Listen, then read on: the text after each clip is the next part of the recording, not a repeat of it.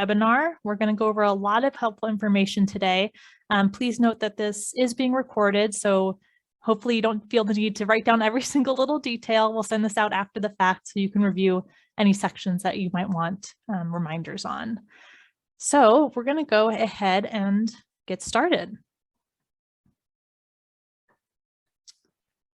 My name's Anna McCready. I am an international student advisor here at the Berkeley International Office, and I'm excited to talk to you guys today a little bit about immigration, but also about housing in the Bay Area and how we can support you guys in that search. We're also joined today by Esther Raymer from Cal Housing and Cal Rentals, and we're really lucky to have her here today. She's an expert of Bay Area housing, so thank you so much for joining us today, Esther. Thank you, Anna. I'm glad to be here. Okay, so we're going to be doing going over a lot of information today.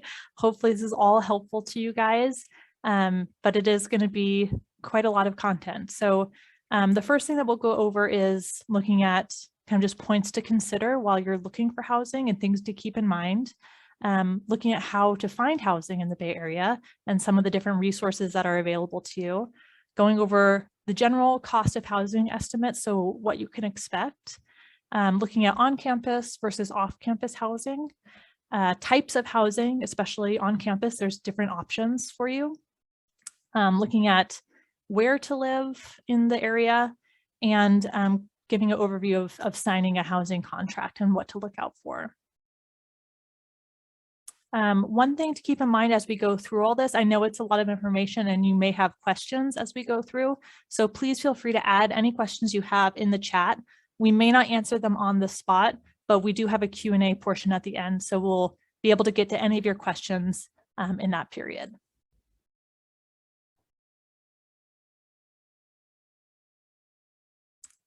Okay, so let's jump right in. The first thing we're going to look at is some points to consider when you start your housing search. So it can be really helpful to just kind of sit down, go through some of these questions and think about some of these things before you even start looking for housing to give you a better idea of what might fit your needs and what you want out of a housing situation. So one thing to think about is, do you want to live on or off campus? There's definitely pros and cons to both. And we're going to go over that in a little more detail later on in this webinar. Do you like maybe cooking on your own? Is that something you enjoy, something you'd like to do? Or would you prefer the convenience of a meal plan and just being able to, run down to one of the local cafeterias and grab some food? Would you like to live alone and have some of that, more privacy? Or do you prefer to have roommates and have that social aspect to your living situation? Where will you live? So this is kind of looking at maybe some of the different neighborhoods in the area, or again, kind of the on or off campus piece. How long do you want your commute to be? And also thinking about what type of commute you are interested in. Are you wanting to walk to campus? Are you okay with using public transportation? And if so, what type of public transportation? Thinking about that can definitely hone in on where you would like to live. What is your budget? And then do you know which area around campus fits you best? And we'll go over this a little bit later. Some of the different neighborhoods have different things to offer. And also thinking about UC Berkeley is a very large campus, so it can be really helpful to think about where on campus you're going to be spending the most time. If you're way up on the north end of campus, then it might be better to find housing around that area. Or if you primarily use, the south end of campus, then you may be looking more at southern neighborhoods in Berkeley.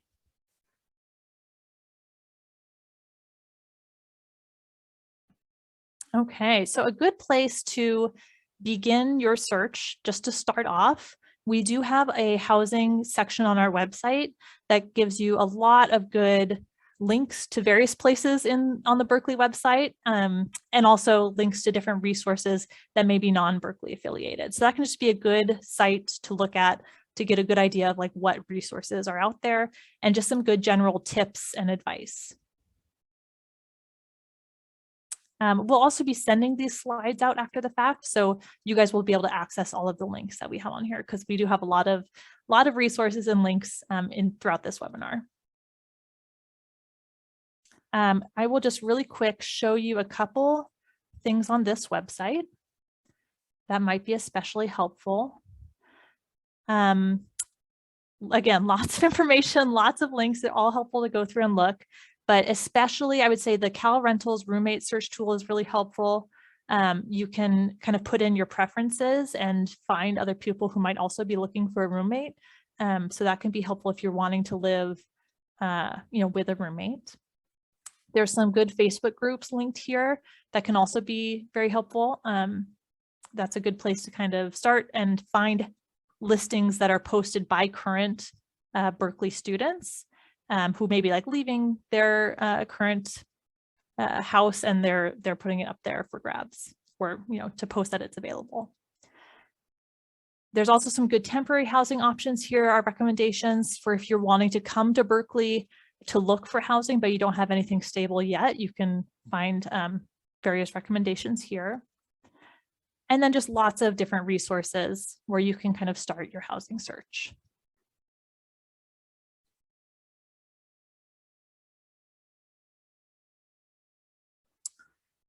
So again, these are some of kind of the top resources for searching for housing. There's our office's housing website, the Cal Rentals website. Cal Rentals, you can also find listings that are posted especially for UC Berkeley students. So the postings that are on there are for people that are wanting to rent out to UC Berkeley students or scholars or faculty. Cal Housing, of course, this is the UC Berkeley Housing website. And then PadMapper, apartments.com, Craigslist, these are all various websites where you can find current listings for available housing.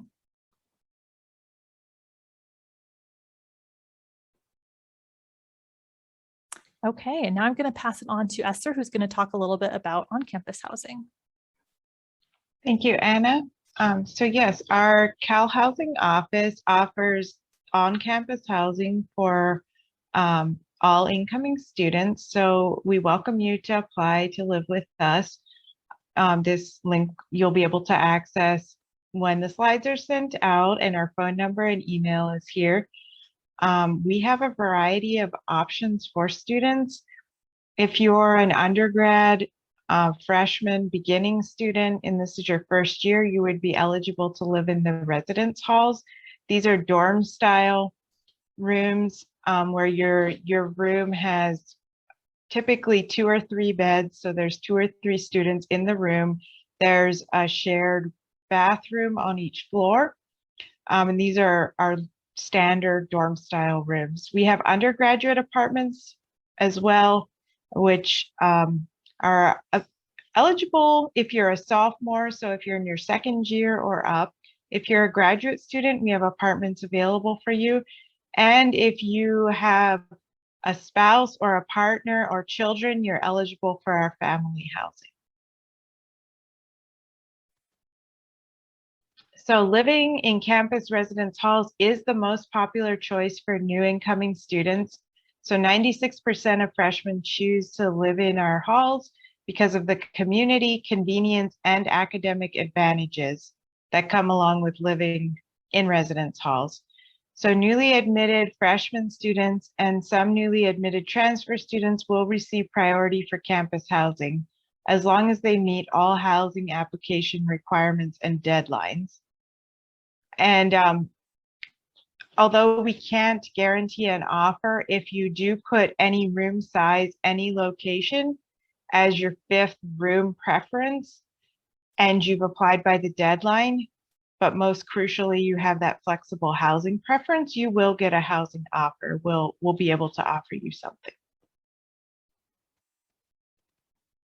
We do currently have vaccination requirements. Those are both for living in on-campus housing and also to be on campus to attend classes. So that includes both doses of the COVID-19 vaccine if it has 2 doses, along with a booster if eligible for the booster.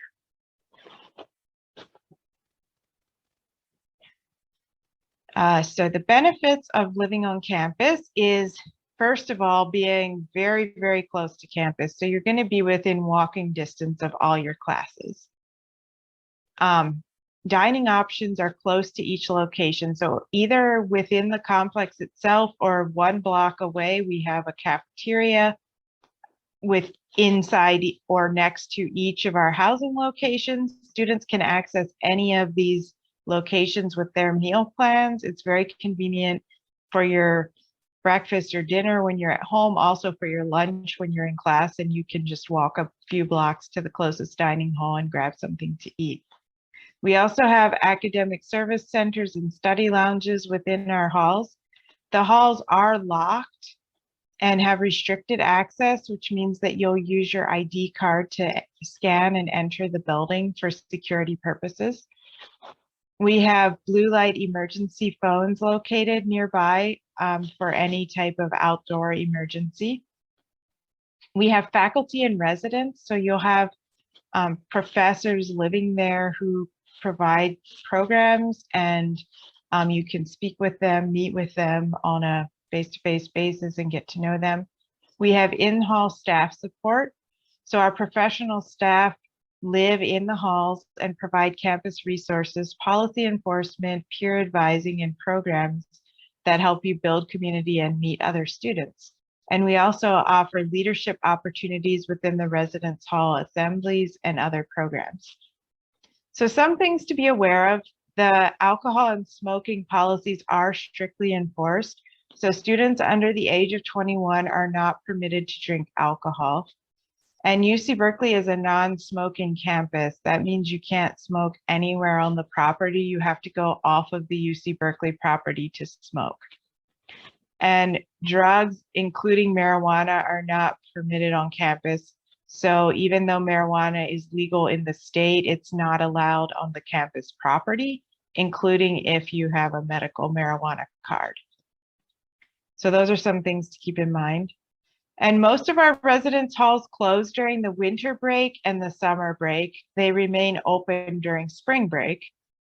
Winter break housing is available in the Martinez Commons location for students who live there, as well as in our campus apartments, and a limited amount of winter break housing in an alternate location is provided, particularly for students with financial need and international students who may have nowhere else to go during winter break. So our residence hall options for undergraduate students are Blackwell Hall, which is our newest building and tends to be very popular.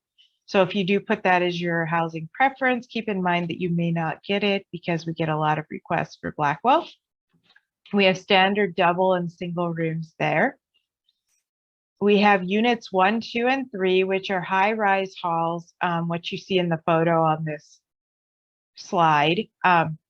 They have double and triple rooms, so you share the room with 1 or 2 other students. They typically have bunk beds. There are mini suite options where your room has a semi-private bathroom shared between 2 rooms, so a total of 5 students sharing the bathroom. We also have within Unit 1, we have our substance-free environment program where students commit to not using any type of alcohol or drugs, even off campus, or smoking. We have the African American theme program and the Native American theme program, which you can apply to within the housing application. We have Unit 2, home to the Asian and Pacific American theme house. We have Unit 3, home to Casa Magdalena Mora and Unity theme programs. We have Foothill and Stern, where we have a women's community for women in STEAM or like math, science, and engineering programs. And we have Foothill, where all the rooms are suite style and they're larger rooms.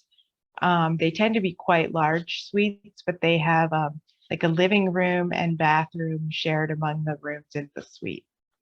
Clark Kerr campus is just a bit further from the campus where you'll be taking your classes. It's a 10 to 15-minute walk. It's a very beautiful location with standard and suite style rooms and the global environmental theme program. So undergraduate apartments are typically prioritized for transfer, continuing, and education abroad, study abroad program students. You do need to be at least sophomore standing to be eligible. So we have Channing Bowditch apartments where we have 2 to 4 bedroom apartments. We have Martinez Commons apartments. Those are single rooms, so typically, so the bedroom is not shared with anyone else, but the apartment is shared with 4 to 5 other people. We have New Sequoia apartments, which, like Channing Bowditch, have single and double rooms available in smaller size 2-bedroom apartments. WADA apartments have double and triple rooms, so you'll have roommates within your room and then 2 to 3 bedrooms within the apartment. The WADA is located in Unit 2, so you have the benefit of the social community there. Clark Kerr apartments have double or triple rooms in shared 2-bedroom apartments. And Panoramic Berkeley has single rooms in 4 to 5 bedroom apartments. Enclave similarly has single rooms and also double rooms in 3 to 5 bedroom apartments. And all of these locations, keep in mind, you would be eligible for in your second year if you're coming in as a first-year undergraduate student. We do have a limited number of apartment spaces, so we aren't always able to offer them to everyone who applies, but we do our best to prioritize our incoming transfer students and our continuing students, especially in their second year. So for students with families, that would be if you have a spouse, partner, children, or adult dependents, you're eligible for University Village Family Housing in Albany. This is it's like a 20-minute drive or a 40-minute bus ride from Central Campus. We have 1, 2, and 3 bedroom apartments for different family sizes, and priority is provided to students with dependent children. So our graduate housing, which is called single student graduate housing as opposed to the family housing, we have the Jackson Graduate House, Ida Louise Jackson Graduate House. The apartments range from 2 to 6 bedrooms. All of our graduate housing is single bedrooms, so you won't be sharing the bedroom with anyone, but the apartments are typically shared. So in Jackson House, they're shared with up to 6 people. In Manville, we have single studio apartments. These are typically a bit harder to get into. There's a more of a wait list here. In Intersection, we have studio 1, 2, or 4 bedroom apartments. This is in Emeryville, so you would need to take the bus or BART public transit, but it's a short bus ride, half an hour or less. And this is a new building. It's quite popular. Some of the units have balconies, some of them have a view. These are single rooms. They have a nice kitchen with amenities, laundry in the room, that sort of thing. And all of these are available to graduate students who do not have children or spouses. So then for students with families, is University Village is the option, and the photo on the bottom right is taken in University Village, showing the apartment buildings on the West Village side of University Village. We also offer summer housing for students who arrive on campus early. So the summer transition housing application is available on our website on the housing portal. This would be a shorter term housing for you, even if you're not taking courses during the summer, just to get you a place to live while you're here. If you're interested, we would recommend applying as soon as possible before those spaces fill up. So here's the information about the housing application. Portal.housing.berkeley.edu. You have to have your CalNet ID, which you should receive once you're admitted and accept your offer of admission. So the housing application deadline has passed for first year students. However, if you are coming in for your first year and you didn't apply yet, you can still apply as long as you have flexible housing preferences and put any room size, any location as one of your housing preferences.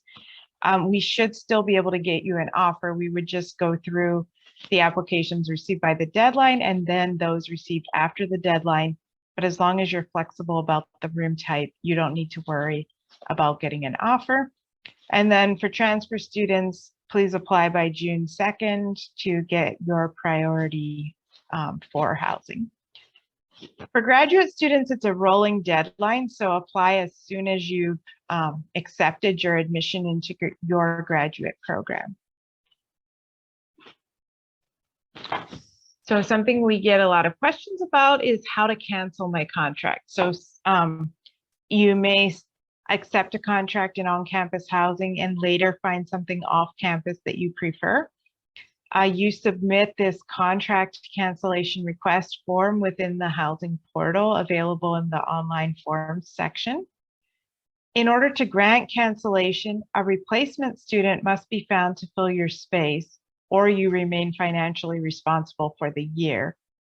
However, if you apply to cancel early while we're still going through our wait list, that shouldn't be a problem. If you wait until the end of July, beginning of August, our wait list will not be so long at that point, so it may be more difficult. So we recommend requesting to cancel as soon as possible if you need to go that route. If the cancellation is granted, there is a $150 cancellation fee before move-in, $300 for cancellations that are granted after move-in, but your actual housing costs will not be charged or will be refunded.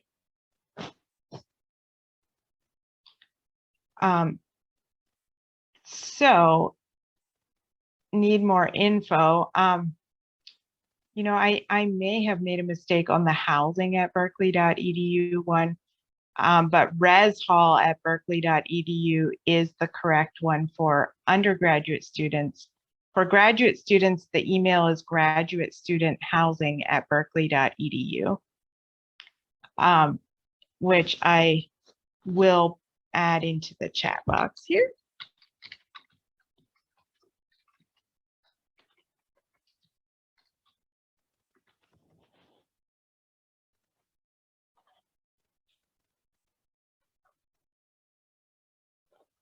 So the res hall, RESHAL at berkeley.edu is for undergraduate student housing.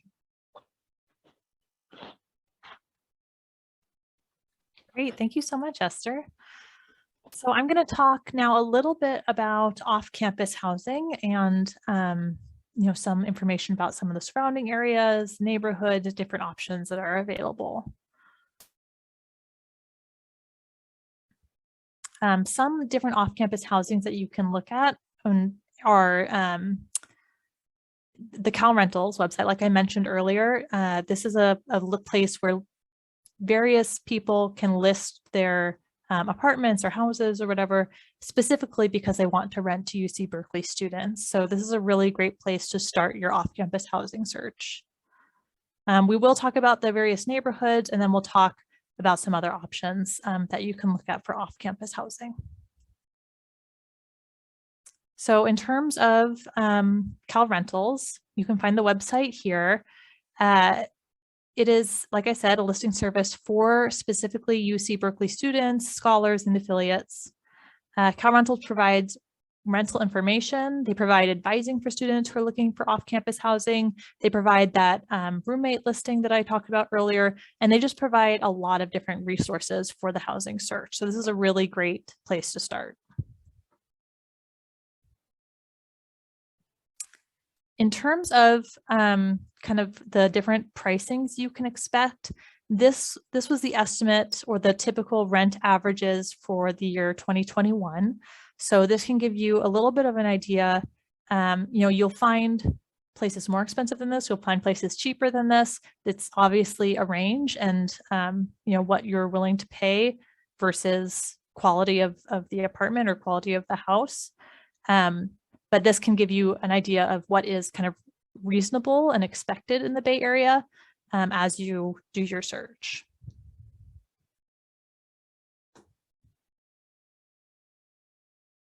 And this would be a monthly cost.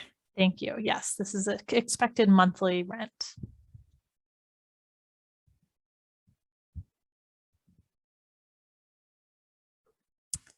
Okay, we're going to go over a couple of the nearby neighborhoods that students often might rent and live in when they study at UC Berkeley. So you can see here in the center of the map is campus, and these are the nearest neighborhoods to campus. There's North Side, West Side, or downtown Berkeley, and South Side.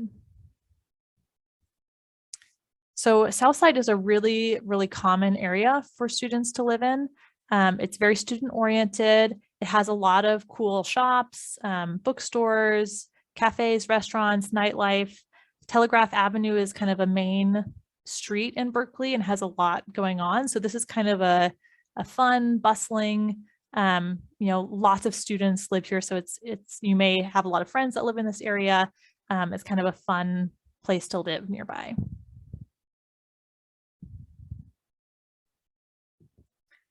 North Side, plenty of people also live here, many students. It's a little bit quieter, so it doesn't have as many like large apartment buildings, for example. They're more kind of single family homes, but of course you can rent and share them with roommates. So this is kind of a nice spot if you're wanting to have a more quiet environment. It also has a lot of really great restaurants. It's kind of a more neighborhoody feel.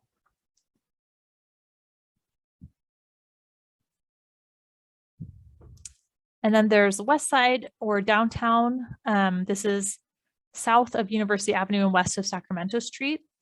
And this is similarly kind of neighborhoody, maybe not quite as expensive as North Side. So it's a little bit more affordable. It has a lot of really cool like Victorian farmhouses that have a lot of history in this area. And it's very close to a lot of public transportation options, including there's a lot of bus routes that go through there, and the BART goes through West Side or downtown, versus like North Berkeley, it's a little less public transportation friendly. So if you lived in North Berkeley, you would be using either buses or walking to campus if you're close enough, but there's no real access to BART from North Side. I do see a quick question in the chat that I'm going to address. This was about the rent estimates. So there was someone asking, do rent options normally include utilities? And if not, what utilities do we need to cover? I don't believe that these averages include utilities. As for what you can expect, it really depends on the apartment or the house. Sometimes it will include some utilities. Most often it will not.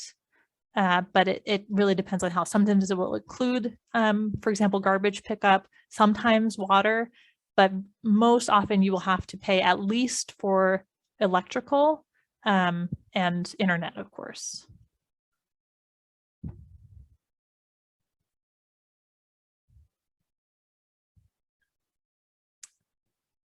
Beyond these neighborhoods right around campus, so we talked about North Side, South Side, West Side, and downtown.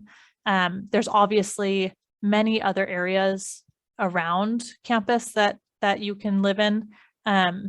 We were just looking kind of directly at Berkeley, but there are a lot of neighborhoods, obviously in Oakland, in El Cerrito, Albany, which are to the north and south of Berkeley, that are also very public transportation friendly and accessible to campus. One option that you may be interested in is if you wanted to live off campus, you could explore the possibility of Greek life. There is a very robust Greek life scene at UC Berkeley. These includes fraternities or sororities. And for international students, it can be a really cool way to engage with American culture while you're here. There's lots of leadership opportunities. There may be scholarships, and there's a heavy emphasis on friendship and service. They may or may not have housing available depending on the fraternity sorority. So you'd have to kind of do a little bit of research yourself. And you have to obviously apply and join in order to have access to that housing. Another really great option are the co-ops, which is short for cooperatives. So these are large residences. They're membership based, where members share kind of service and workload in order to help the co-op function. So part of your rent is payment, you pay to live there, but also part of your rent is sharing like cleaning duties or cooking duties, for example. So it's a way to provide community as well as pretty affordable rent. So these can be really great options. The residences are personally maintained by, as part of your work shifts. Sometimes they can be themed depending on the co-op. They're very social and a really great way to build community here at Cal. And there are a lot of rooms available. There's many different co-ops and some of them are very large, but they're also very popular. So they may have a wait list already at this time of year. They're generally one of the most affordable options in the area. And then the other option I want to bring attention to is the iHouse or the International House.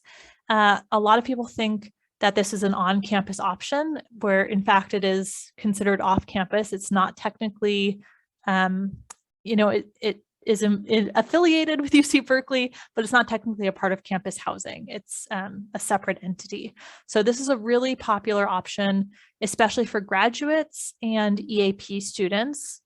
You can live here and interact with and engage with students from all over the world. It's a really great option for international students. And there's also domestic students that live there. So it's really, really excellent for community building and making friends. They have a lot of programs and events that go on. They have the best, well, I would say one of the best, the cafeterias or food halls on campus. They have excellent food there. It's just a all around fun place to live. Their prices you can find on their website, and I believe their application is open now if you're interested in taking a look at it.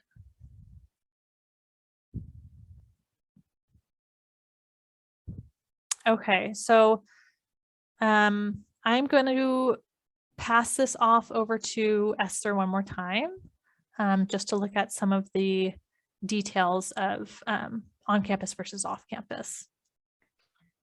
All right. So off campus, the prices can really vary. The slide that Anna showed has the average monthly cost, so that gives you an idea of what it might be like. But you will be able to find things that are cheaper if you look around. If something seems extremely cheap compared to the average, it's probably a scam. So that's one thing to watch out for. These off-campus housing typically ask for a deposit, like a security deposit, which may be in addition to the first and last month's rent up front. So a pretty big chunk of money up front. There calls for utilities, electricity, cable, not so much a thing anymore, but internet would be the equivalent, and water are typically not included in the rent, occasionally water maybe. So it really depends on your location, but you would want to budget an additional at least $100, if not more, for utilities. You most often will need to provide your furnishings at an additional expense, such as your bed, table, that sort of thing, at least the furnishing for your room. For on-campus, prices are based on the type of room. So a single room with one person in it is more expensive than a double. A triple room is typically the least expensive, and a suite style room with the attached bathroom and living area will be more expensive than a standard room. So our residence hall prices are from $16,395 to $24,165 per academic year. So from the beginning of the fall semester to the end of the spring semester, and they include a meal plan. The blue meal plan gives you 12 meal swipes per week, which is all you can eat for 12 meals in our dining halls. plus $300 per semester to be used at any on-campus location to buy additional items. This plan can be upgraded for an additional cost, including a meal plan that has unlimited meals of as much as you can eat at each meal. The apartment prices are from $13,390 to $21,020 per academic year. And the apartments, the on-campus apartments, don't come with an included meal plan. And they do, you can purchase an off-campus meal plan, and you would pay for that additionally on top of this cost, but you could get the same meal locations and same meals as the students in the residence halls are getting. So campus housing includes electricity, cable, which is now Xfinity on campus for TV, so it's not technically cable service anymore, but TV service, internet service, water, maintenance costs. So if something breaks in your room, you just put in a request at your front desk and they'll come fix it for free. The furniture is provided, your bed, your desk, a desk chair. We don't provide the sheets and blanket that you would use on your bed, so you would need to bring those, but we do provide the bed itself. There's no upfront deposit. We do have a $40 application fee and a $300 advance payment to secure housing.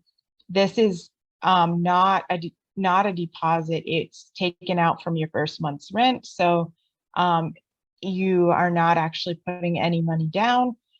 If you're unable to afford the $300 advance payment at the time, if you're a financial aid recipient, we can lower that amount for you to whatever you can afford. So you can find more on our website on this link that's provided here about the rates for every type of room that we have in our inventory.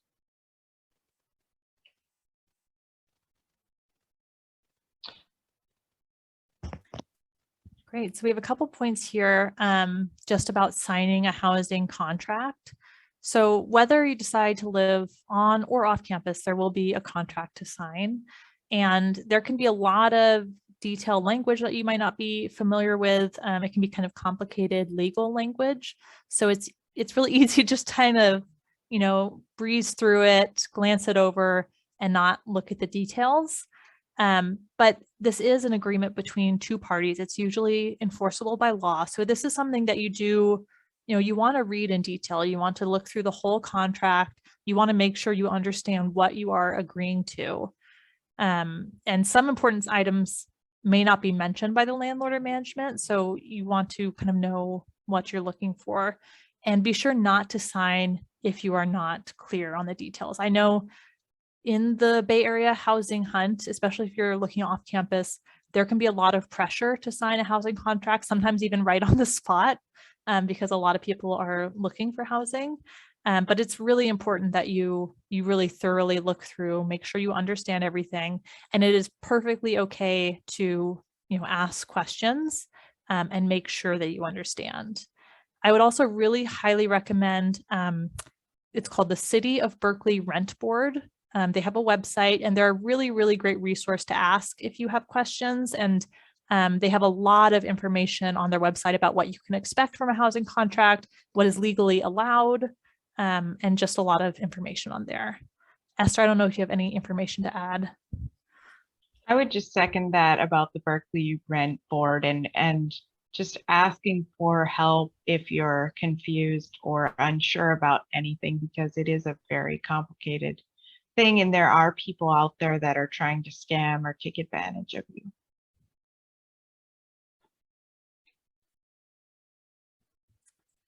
Okay, a couple of special considerations. It is best to start the housing search as early as possible, but you definitely can wait until later in the summer to finalize plans. I would say during kind of May, June is when there's the highest amount of turnover. It's when most students are ending their housing contracts. So there's kind of more housing available off campus. So if you're wanting to live off campus, that can be a good time to be looking because there's a lot of listings available.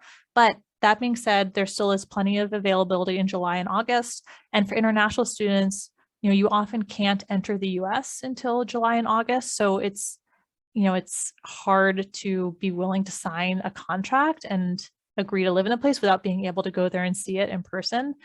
So that being said, if you're uneasy about signing a contract without seeing it in person, it is okay to wait until later.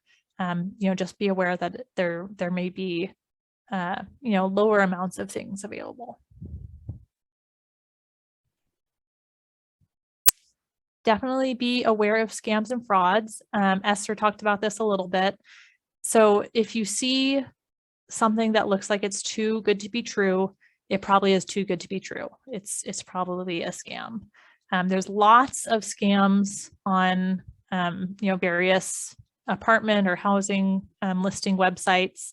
Craigslist.com or .org is one of these. It's very common. I think you will kind of become familiar with them very quickly because you see that they have a lot of common themes.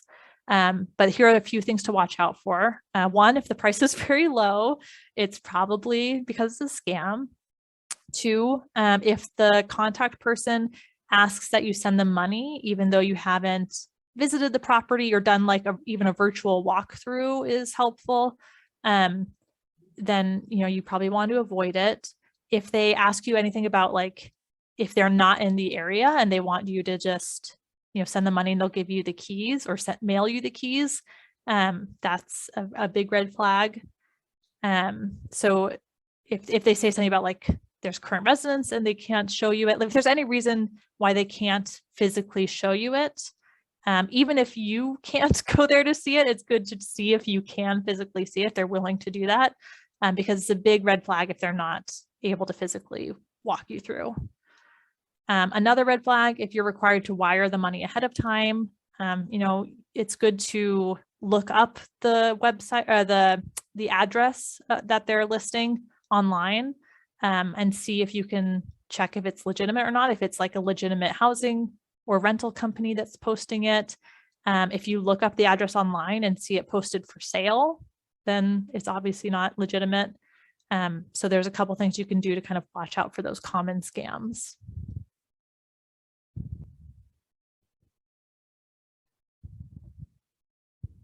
Okay, I'm going to let Esther talk a little bit about move-in and what that's going to look like this year. Yeah, so this says that details are still being finalized. Most of what's being finalized is what our COVID testing and COVID policies will be. So we don't know for sure on that. But we will space out the move-in over several days to decrease density and facilitate social distancing and public health protocols. So for undergraduate students, you will be assigned a move-in date, either August 16 or August 17. And this will depend on your housing location. So some locations will have one date and some will have the other. You will be able to choose a time on that day to move in. If you're booking a flight and you aren't sure which day you're moving in, if you're able to get a changeable ticket, that would be great. And if not, you may need to find alternate arrangements for the night of the 16th if your location ends up having move in on the 17th. We will share this information as soon as it has been finalized as to which date your location will be having move in on. So either August 16 or August 17. And for graduate and family housing, you will have a start date arranged within your location. That the date of your start will be when you start paying rent. You'll be able to arrange to arrive late if necessary with your coordinator who arranges your housing, if that is a problem for you to arrive on the start date of your lease. So these are just a couple of safety tips that are kind of tangentially related to housing. These are some safety resources that are available to you on campus, and I would highly recommend that you visit the website, check out all these resources and get familiar with them, have their numbers in your phone, just so that you can access them if and when you ever need them. So Bear Walk Escort is a dusk, which obviously changes time throughout the year, to 3 a.m. service, where you can call them and ask for someone to walk with you from one destination to another if it's dark out. The night safety shuttle can pick people up and drive them to various places on campus or near campus. And then door-to-door service is similar to the night safety shuttle. It can, during certain times can pick people up and drop them off. Just some general awareness tips, be vigilant of your surroundings like any city, just be cautious and be aware. If possible, try to avoid going out late at night and alone. If you're going out late at night or in the dark, it's best to walk in pairs or groups. Avoid deserted areas, and if possible, use well-lit or well-traveled routes.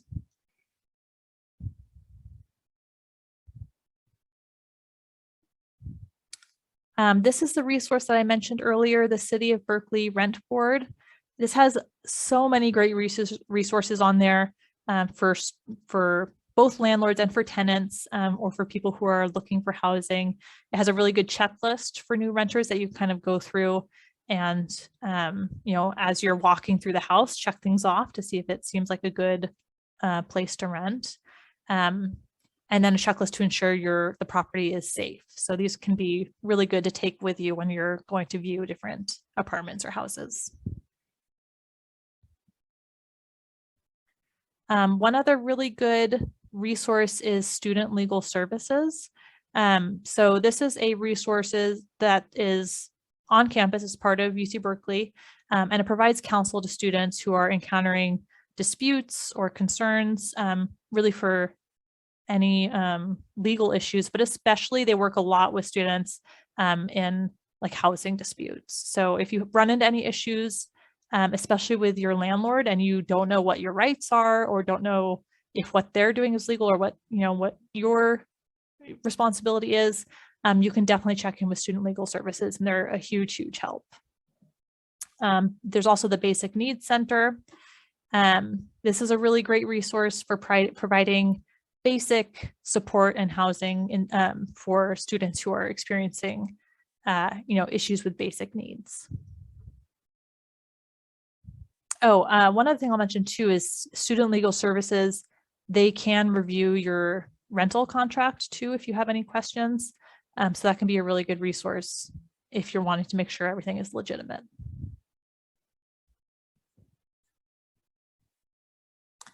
Okay, and we're reaching the end. So here's my contact information. Feel free to email me with any questions you have, and I'm happy to answer them. There's other contact information here for different offices on campus. So I'm just going to leave this up. You guys can write down any of the contact information as we go through the chat and look at any questions.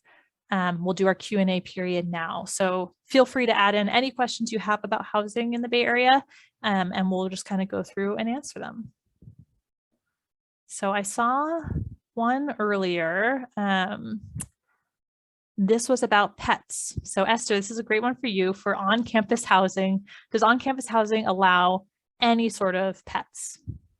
Yeah, this is a good question. So family housing allows like birds and reptiles in cages and fish in tanks, I think under 20 gallons. They don't allow dogs and cats as pets. There is an option for students with disabilities to apply for an emotional support animal.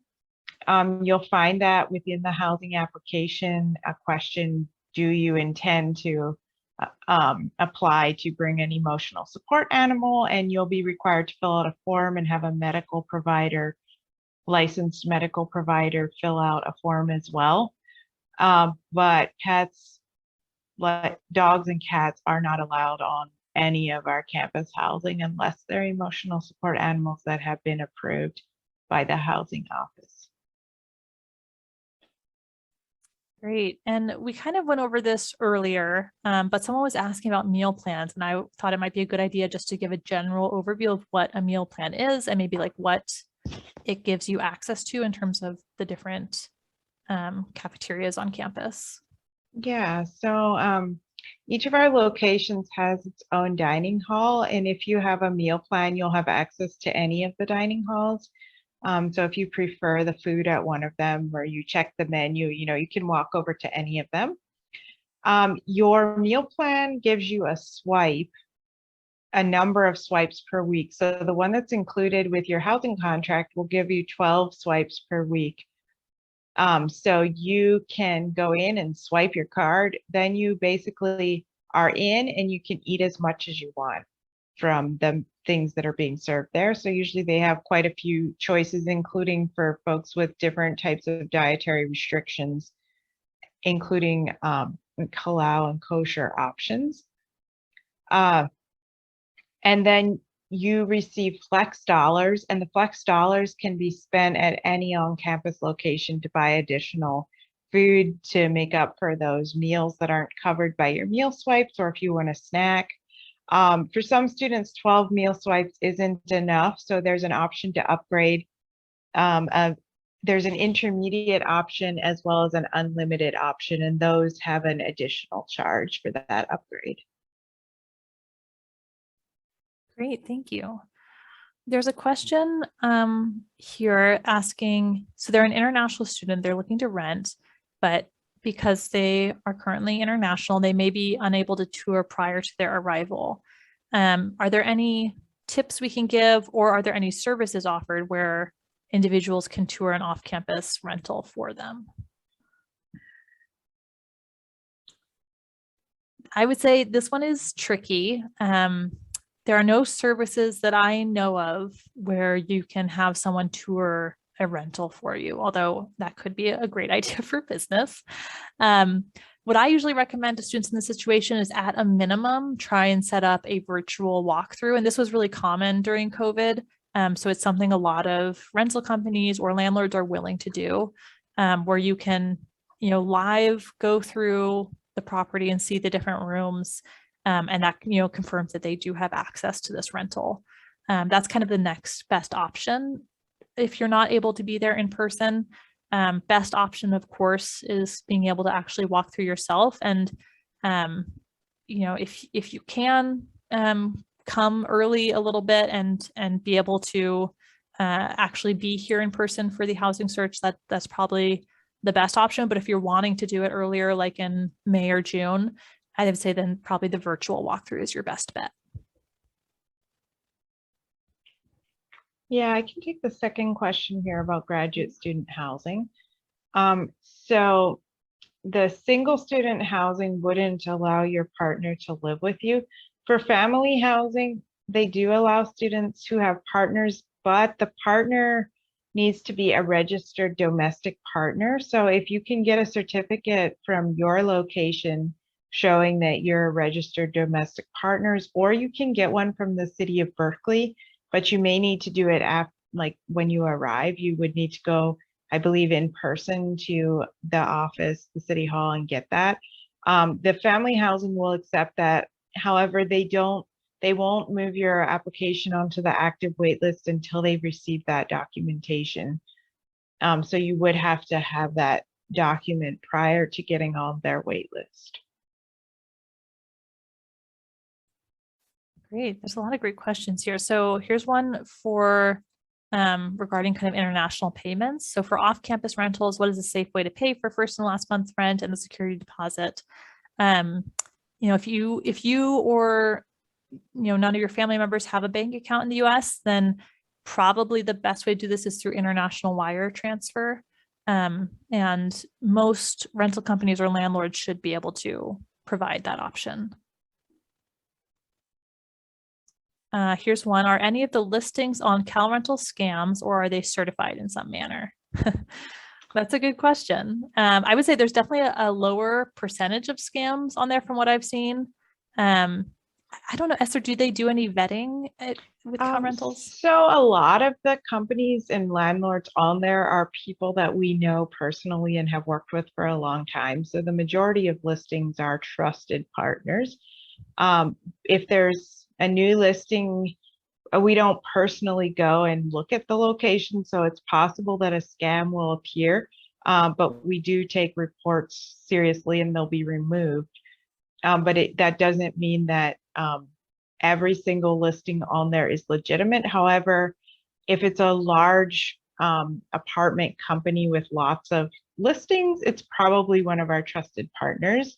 And with most scams, just something won't seem right. Like they'll say, hey, I can't get you the key right away, but I need you to do this, and then you can come pick up the key. Or, it just something doesn't seem right about it. If they ask you to send money, without being willing to do the video walkthrough, that sort of thing. Our Cal Rentals partners can investigate. So you can email homeinfo@berkeley.edu if you have a question about any particular listing and whether it might be a scam. Great. There's another really great question here about rental insurance, which is a great topic. So are there any recommended insurance companies for rental insurance? Is rental earthquake insurance common? Rental insurance, I would highly, highly recommend if you are renting, especially off campus. It is often required by landlords actually to have rental insurance, and it just protects any of your possessions if anything were to happen. So sometimes students don't know that, that's not covered. Your possessions are not necessarily covered by the landlord's house insurance, and you would want to have your own rental insurance. So highly recommended. It's great to have just to be safe. It will protect your possessions from things like robberies, break-ins, natural disasters. God forbid any of these happen, but it's good to have that in place, in the case of any of those emergencies. As for earthquake insurance, that can sometimes not be included. You would want to read through all the terms of the rental insurance and see what exactly is included and what's not. I believe though in the Bay Area, sometimes, you have to purchase separate for earthquake insurance, and sometimes it's included, sometimes it's not. Yeah, the one company that we recommend in family student housing is called GradGuard. And so that is what the university, or at least the family student housing recommends. And yes, I don't know the answer about earthquakes, but I think that earthquake insurance is typically for the building itself rather than for your possessions.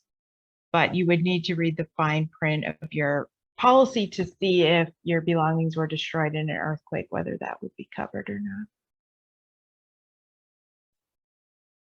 Here's a question about, do campus scholarships and fellowships money usually arrive early enough for housing to be secured by the start of the semester? That one actually, I don't know the answer to. I don't know the timeline. I can answer that one. At least from my personal experience, it usually comes in the week before classes start. So around the time that you would be arriving for orientation. So unfortunately, it would be a very, very tight timeline there.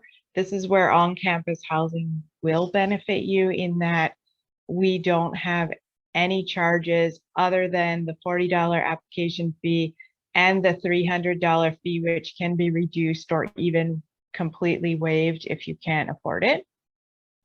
So then your actual rent won't be due until the time that your fellowship money does come in. For off-campus, you would need some source of funds earlier in the year to be able to cover for the deposit. Great. Another one that I also don't know the answer to, are there any known rental agencies or individuals known to be troublesome and to avoid their postings? If there's anything like that, they wouldn't be on Cal Rentals. You can ask around in the Facebook group for that, and you might get some stories. You might want to take them with a grain of salt, but if you get a lot of people saying same person or agency wasn't good, then that could be a red flag. Great. Another really good question. Are non-refundable application fees normal, or are they a sign of a scam? And if so, what is a normal amount? So these are normal. It's normal to have, sometimes applications are free. You can submit them for free. Sometimes there is a non-refundable application fee, and that can be fairly common in the Bay Area. Which I have certain opinions about, but it's, that is what it is. I would say a normal amount could be anywhere from like $20 to $60 for submitting an application. I would say usually around like 40 is what I have seen. But that doesn't, just because they have an application fee, definitely does not mean it's a scam. That is something that does happen fairly commonly. Yeah, I would say it's more common in the larger properties, just because they process such a volume of applications. I did go ahead and put the gradguard.com link there for anyone who's interested in renters insurance. Thanks, Esther. It's a great resource. Well, we've reached the end of our questions so far. We'll hang out for just a couple more minutes to see if any more come into the chat.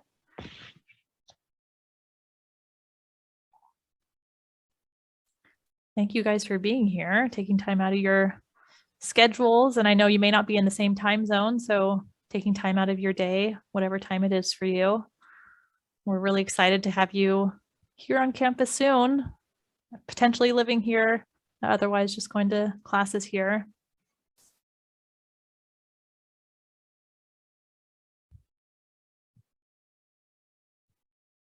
Owning cars. Okay, we have a question. Can you tell us about owning cars? That is, it's slightly related to housing, especially if you live in certain neighborhoods. Public transportation may not be as easily accessible. So owning a car may be something that is of interest to you. And it is certainly, it's legal immigration wise for you to purchase and use a car while you're here. You would want to, on our website, we have a section called driving in the US, would be good for you to review, because you would want to get a US license if you wanted to purchase a car and drive it here in the US. So you can find instructions on how to get a California driver's license while you're here. I don't know if you have any specific questions about owning cars, but it is, it is perfectly fine and legal for you to purchase a car while you're here. Yeah, I might add, in terms of like cars on campus, a car would be more useful to you off campus. And, if you're interested in sightseeing and that sort of thing, to get to and from campus, the campus parking is limited, expensive, and not very close to where any of your classes are. So that's something to keep in mind. Driving to class will generally be the least financially, the least affordable option, and not typically save you a ton of time because of where parking's located at. So that's something to keep in mind. And if you do live in the residence halls, you'll have trouble finding a place to park your car. If you're living in family housing, you have one parking spot. And if you're living off campus, you are typically able to purchase a parking spot or find street parking. And there's a quick question about the license. How long are you allowed to drive with your international license? This is actually a little bit tricky. It's a kind of a gray immigration area. There's no clear answer, unfortunately. We generally recommend that if you're here on an F1 visa, you should have a US driver's license if you're wanting to drive. Generally, you can use an international license to drive in the US, but only if you're here temporarily and for short-term periods. So if you're here like on a B visitor visa, for example, then it would probably be much more acceptable to use your international license. But if you're here on an F1 visa, it's a little more difficult to argue that you're here temporarily and for short-term period, because your I-20 and your immigration documents say that you're here for a longer term period. So it's best if you can drive with a US driver's license.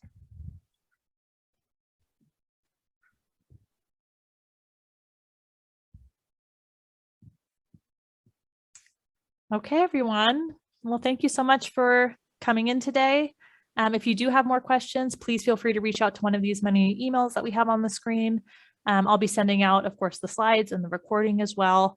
And just really appreciate you showing up. And thank you very much, Esther, for being here today and sharing your knowledge and your resources with everyone. Yeah, you're very welcome. Thank you all for attending. All right, take care, everyone. Have a great rest of your day and a good weekend ahead.